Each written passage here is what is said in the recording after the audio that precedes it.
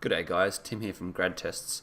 This is the first in a series of help videos which are aimed at giving you some really practical advice on how to do as well as possible in psychometric tests. So this first video is about how to get your technology set up. But before I get into the specific details there, I just want to talk for a second about the general philosophy of these videos. These videos are all about helping you mitigate risk and maximize the chance of success. So I think to appreciate these, you need to be a little bit paranoid and think of all the things that could go wrong when you're taking a test and try to reduce and mitigate those as much as possible. Kind of think of the adage of Murphy's Law. Anything that can go wrong will go wrong. And if for whatever reason something does go wrong with the test, you've pretty much got 0% chance of any sympathy from the test provider or company. So just bear that in mind. So on to the technology tips. So first thing you want to do is get set up with a proper computer. So that is either a desktop or a laptop, ideally with 2 monitors, a mouse and a keyboard. And I'll explain in a second why all that's important. You want to avoid mobile or tablet devices.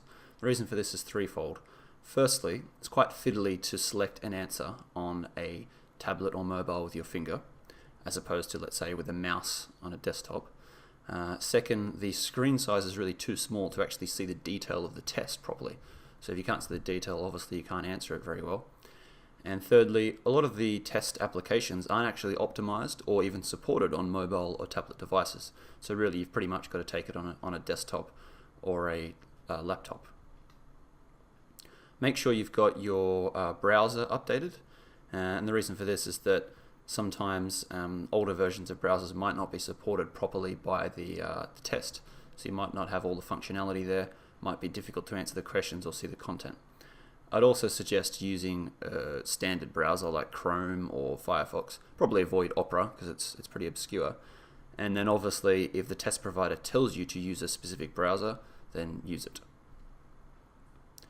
For numerical reasoning tests particularly, you're going to want to have a spreadsheet of some description ready.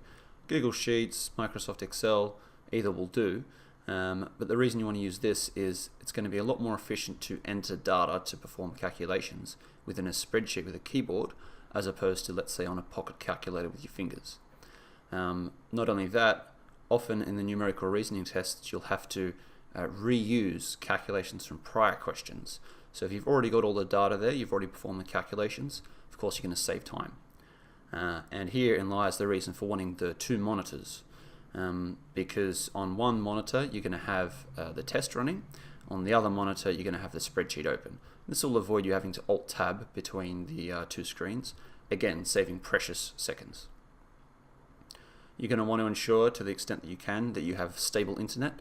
If the internet cuts out at any point during the test, that's it, game over. Finally, just as a fallback, you're going to want to have some pen and paper handy. This is just sometimes helpful to jot down notes, or let's say in an inductive reasoning test, if you're using what I call the elimination method, whereby you're eliminating one option at a time, you can just jot these down so that by the time you come to actually selecting your answer, you haven't forgotten which ones you've already eliminated. So, any questions or comments or concerns, please leave them below. Otherwise, as always with life, the best way to get better at anything is to practice, practice, practice. And we've got plenty of tests over at gradtest.com.au for you to practice and really get better on.